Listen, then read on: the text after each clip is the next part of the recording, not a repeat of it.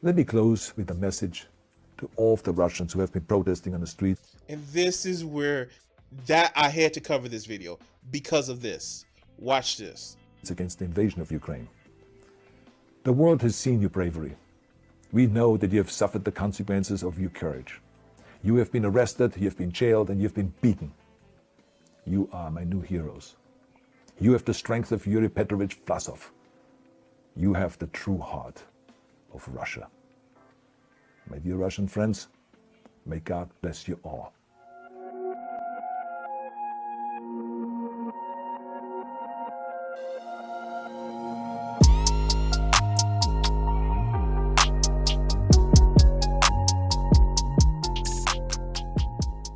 I want to say thank you to all of my Patreon supporters and Twitch subscribers. If you want to help out the channel, support me on Patreon at Crimson60620 and on Twitch at Crimson620. Thank you for your support and please enjoy the video. Easy story. We're going to start off with an easy story and we're going to God damn it. My stream did freeze.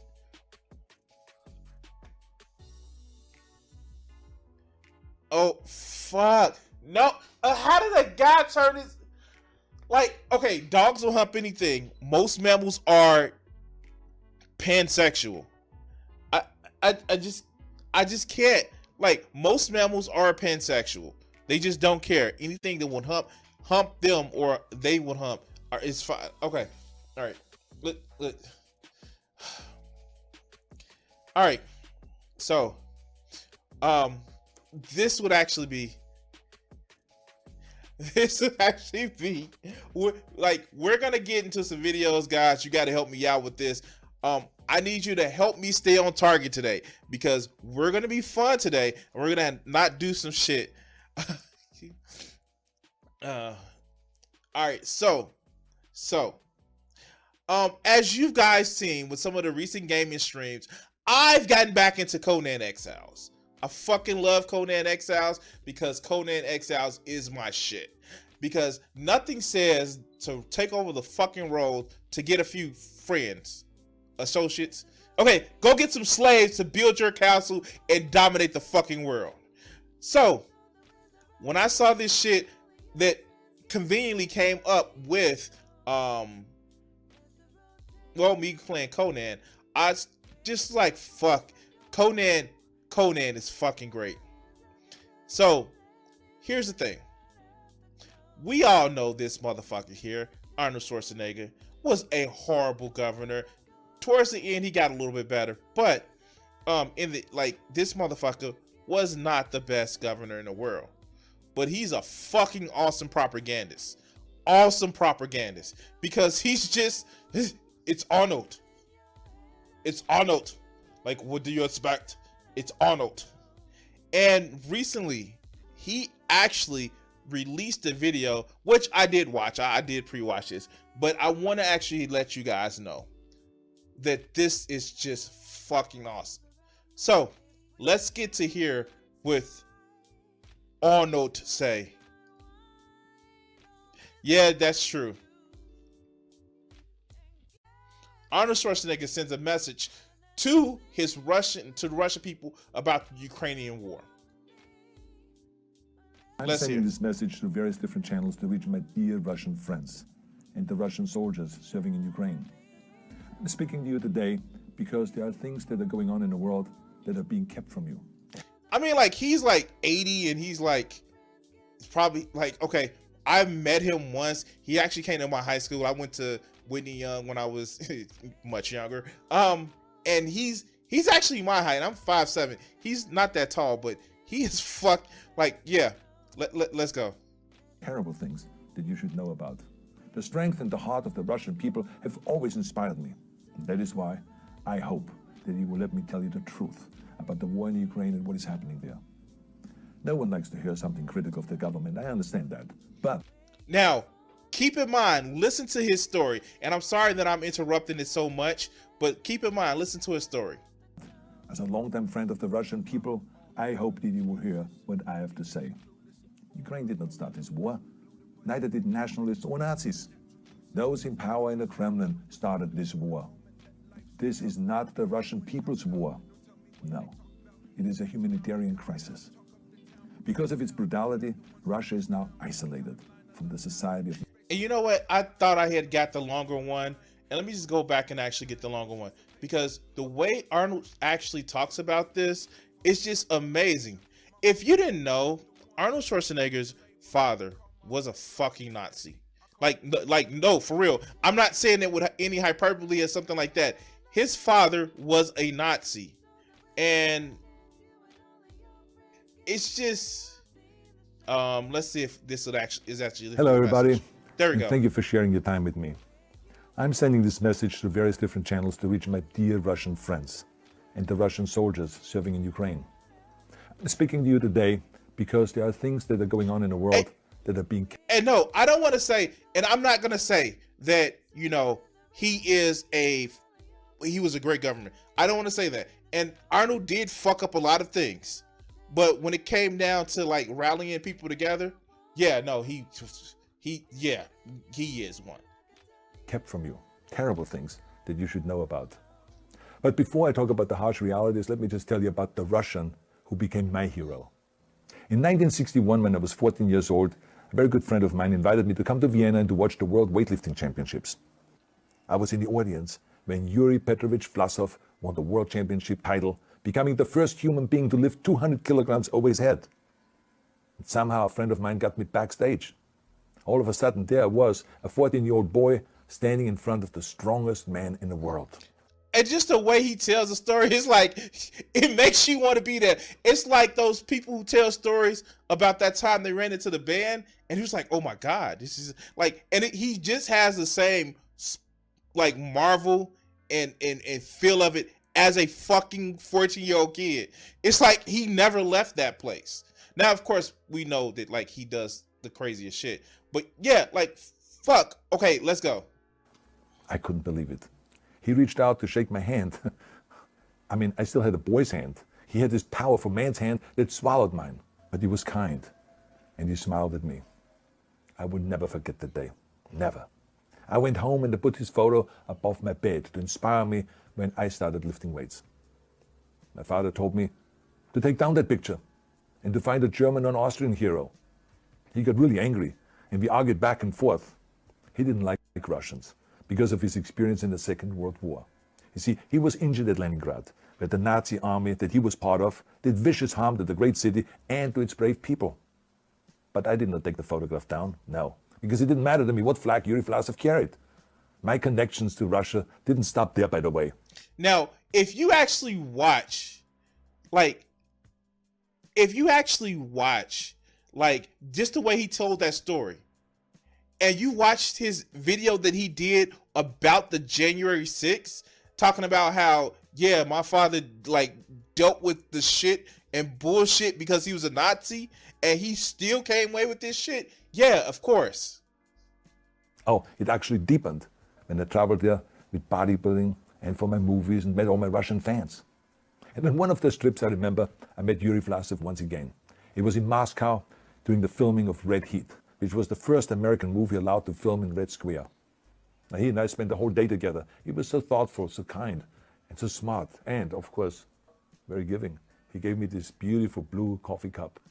And ever since then, I've been drinking my coffee out of every morning. That fucking cup looks small as hell. Let's go. Now, the reason why I'm telling you all of those things is that ever since I was 14 years old, I've had nothing but affections and respect for the people of Russia. The strength and the heart of the Russian people have always inspired me. And that is why I hope that you will let me tell you the truth about the war in Ukraine and what is happening there. No one likes to hear something critical of the government, I understand that. But as a longtime friend of the Russian people, I hope that you will hear what I have to say. And see, this is why I wanted to get this longer version of the video. And I know it's taking a little bit of time, but when you actually hear how he tries to connect to the people, he doesn't say, oh, you're an idiot, or oh, you're stupid for trying to deal with this. Like, oh, you just don't know what's going on. He says he clearly treats people as if they're people, and he interacts with people. He doesn't just say, oh, yeah. Like, what I hear a lot of people say, especially people on the mainstream media, it's just like, they try to make it as if it's all Russian people, as if they're not suffering under the same totalitarian government that Russia wants to enforce on everybody else. In Russia, people disappear that disagree with Putin. People disappear. So he's coming at this as a point of sympathy. But let's finish hearing this shit. May I remind you that I speak with the same heartfelt concern You're right, Melissa. Yeah, you're right. You're absolutely right. as I spoke to the American people when there was an attempted insurrection on January 6th last year, when a wild crowd was storming the US Capitol, trying to overthrow our government. You see, there are moments like this that are so wrong, and then we have to speak up. And this is exactly the same with your government. I know that your government has told you that this is a war to denazify Ukraine. Denazify Ukraine? This is not true. Ukraine is a country with a Jewish president, I might add, whose father's 3 brothers were all murdered by the Nazis. You see, Ukraine did not start this war. Neither did nationalists or Nazis. Those in power in the Kremlin started this war. This is not the Russian people's war. No. As a matter of fact, let me tell you, what you should know is that 141 nations at the UN voted that Russia was the aggressor and called for it to remove its troops immediately. And like you hear, it's never just like, hey, you should know this. Hey, maybe this is like, it's not sense of just like talking down to them. It's like, hey, I know this is being kept for you. Hey, look, you know, it's not about the stuff that you were told. And he actually makes it a point to say like, hey, I know it feels bad, because not everybody's an American who are distrustful of their government. Not everybody's like that. A lot of people actually have national sentiment about their government. And that's something that us on the left, we need to understand, that not everybody's jaded about our government as we are because they're told something. Exactly. He's putting it in a clear, concise way. 4 countries in the entire world voted with Russia. That is a fact. See, the world has turned against Russia because of its actions in Ukraine. Whole city blocks have been flattened by Russian artillery and bombs, including a children's hospital and a maternity hospital. 3 million Ukrainian refugees, mainly women, children, and elderly, fled their country, and many more are trying to seek to get out. It is a humanitarian crisis. Because of its brutality, Russia is now isolated from the Society of Nations. You're also not being told the truth about the consequences of this war. And see, this is where he actually takes it home. Check this shit out. On Russia itself. I regret to tell you that thousands of Russian soldiers that have been killed. They have been caught between Ukrainians fighting for their homeland and the Russian leadership fighting for conquest. Massive amounts of Russian equipment have been destroyed or abandoned. The destruction that Russian bombs are raining down upon innocent civilians has so outraged the world that the strongest global economic sanctions ever taken have been imposed on your country. Those who don't deserve it on both sides of the war will suffer. And see, still just recognizing people who are just hurting, not taking it and say like, you Russian people, you need to have a 2014 Ukraine moment. And we'll leave it at that. He's not saying that. He's like, you guys need to know. You guys need to make sure you know what's going on. It isn't you got to take action. You need to no, here's a fact. And, do it what you will. But let's go. The Russian government has lied not only to the citizens, but to its soldiers. Some of the soldiers were told they were going to fight Nazis. Some were told that the Ukrainian people would greet them like heroes. And some were told that they were simply going on exercise. They didn't even know that they were going into war. And some were told that they were there to protect ethnic Russians in Ukraine. None of this is true. The fact is that Russian soldiers have faced fierce resistance from the Ukrainians who want to protect their families and their country. When I see babies being pulled out of ruins, I think that I'm watching a documentary about the horrors of the Second World War, not the news of the day. Now let me tell you, when my father arrived in Leningrad, he was all pumped up on the lies of his government. And see, this is where he brings it home. This is where he says, hey, check it out. Nobody is above this. It's not that somebody is like playing you specifically. This is where like, yeah, shit happens to us all, and you don't have to feel bad that it's just you falling for this one. He actually brings it personally home. When he left Leningrad, he was broken, physically and mentally. He lived the rest of his life in pain. Pain from a broken back, pain from the shrapnel that always reminded him of these terrible years, and pain from the guilt that he felt. To the Russian soldiers listening to this broadcast, you already know much of the truth that I've been speaking. You have seen it with your own eyes. I don't want you to be broken like my father.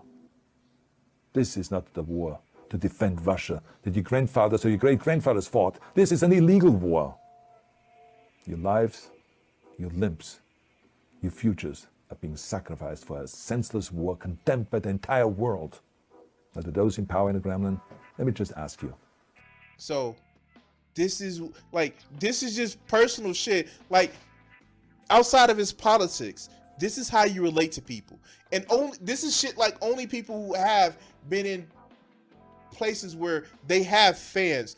And like, we talk about how politicians have fans and they have the K-Hive or they have the MAGA. This is where you actually talk to your people like, yo, hey, get it. This is a true movie star way of actually doing it. And it's just like, yeah, I'm trying to relate to you. Now, I don't know if he had a script writer or some shit like this, or he's just really doing this from the heart. But like, if you've watched some of the shit that Arnold has actually done, this kind of sounds like some shit he'll say. Even from the goofy ass teacup story from like when I was 14 years old, I had all this machismo, but it just seems so personal. But let's go. Why would you sacrifice this young man for your own ambitions? To the soldiers who are listening to this, remember that 11 million Russians have family connections to Ukraine. So every bullet you shoot a brother or a sister. Every bomb or every shell that falls is falling not on an enemy, but on a school, or a hospital, or a home. I know that the Russian people are not aware of such things are happening. So I urge the Russian people and the Russian soldiers in Ukraine to understand the propaganda and the disinformation that you're being told. I ask you to help me spread the truth. Let your fellow Russians know the human catastrophe that is happening in Ukraine. And to President Putin, I say, you started this war. You're leading this war. You can stop this war. And remember what I said earlier, he's not calling and telling people to do some crazy treasonous act of sedition. He's like, no, just tell the truth. And if your government is scared of the truth and sees this as a traitorous thing, then it's a problem with your government. But let's go. Now, let me close with a message to all of the Russians who have been protesting on the street. And this is where I had to cover this video because of this. Watch this. It's against the invasion of Ukraine. The world has seen your bravery. We know that you have suffered the consequences of your courage.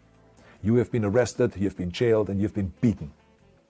You are my new heroes. You have the strength of Yuri Petrovich Vlasov. You have the true heart of Russia. My dear Russian friends, may God bless you all.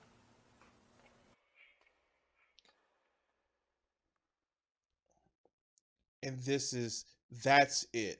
That is what we need. We don't need these people talking about, oh, Russians need to, like, we don't need dumb fucks like Lindsey Graham getting on TV and saying, oh, you better take care of Putin. No, it serves as propaganda. The shit that Tucker Carlson says, his little bitch ass, the shit that Lindsey Graham says, his, yes, daddy energy would be played for propaganda on Russia TV. But you will never see that. You will never see that. Not because of the truth. It's because, hey, we get it. You guys are hurting. So is everybody else. And we recognize that the Russian people are some of the main ones who are living under totalitarian government like everyone else Putin wants to put down. Man. Exactly. Exactly. You just can't say, "Well, take care of Putin." That's not how this works, Chief. And I know I've made jokes about it, but no, I would rather. And like, this is the shit that kind of gets me, right? We want more American style democracies out there where it's for the people and by the people.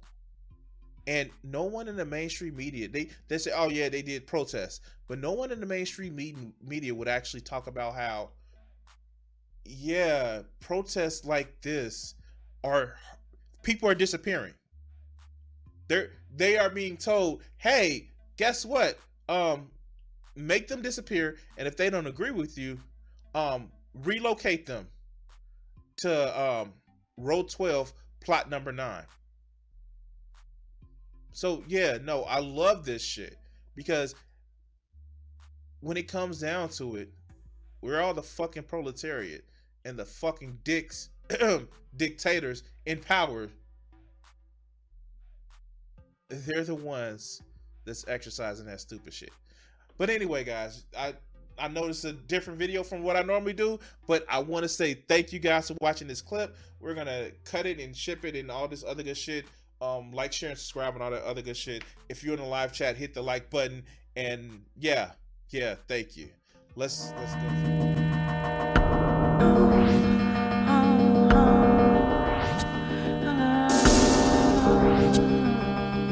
If I gave myself the power